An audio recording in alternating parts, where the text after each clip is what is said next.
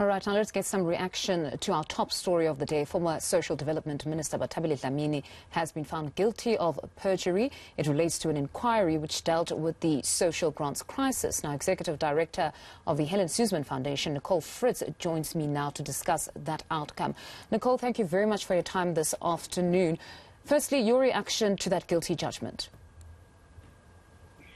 It's an enormously important judgment, a verdict finding a former cabinet minister guilty of perjury. In this case, that perjury relates to untruths, lies that she had told the highest court in the land, the Constitutional Court.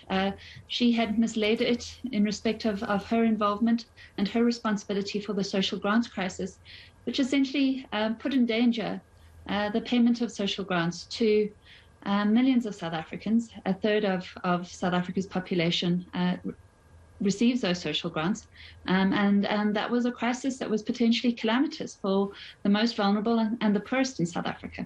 No, it most certainly was a very difficult period, even when reporting on this, because people were just uncertain if they're going to get their grants. But then now listening to the arguments in mitigation of sentencing, we heard Advocate Mpahlane on arguing around her advanced age. She's a pensioner, and the fact that she's a first-time offender. So for him, he believes that some sort of a fine would be better.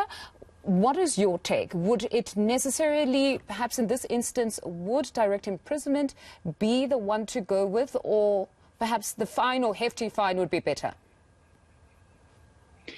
You know, to respond as to the appropriate sentence. All right, is Nicole, not apologies. We will come back to you. Apologies for that interjection. We'll come back to you.